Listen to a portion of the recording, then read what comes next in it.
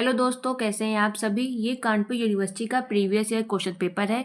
MA first semester history subject का। History के आपके 4 पेपर होते हैं एमए फर्स्ट सेमेस्टर में। पहला पेपर मैंने पहले ही अपलोड कर दिया, ये दूसरा पेपर है और इस पेपर का नाम है Indian culture and heritage.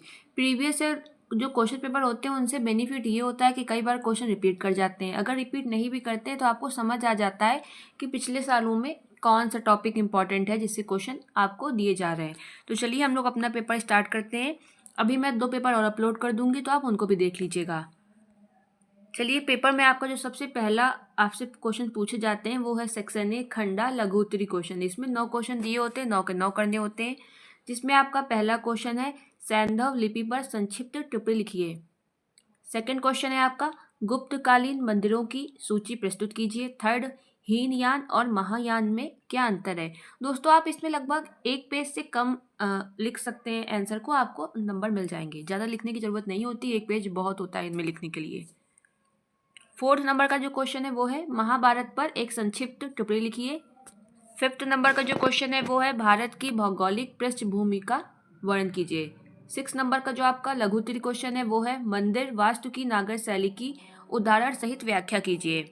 7वें number का क्वेश्चन जो है वर्ण व्यवस्था के बारे में बताइए। फिर आपका 8 नंबर का जो क्वेश्चन है वो है षट दर्शन के कितने स्कूल अस्तित्व में है, विवेचना कीजिए।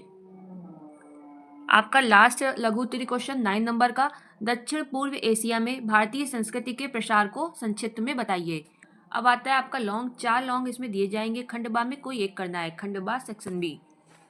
जो आपका फर्स्ट नंबर का लॉन्ग है वो है भारतीय संस्कृति की प्रमुख विशेषताओं का विस्तार से वर्णन कीजिए।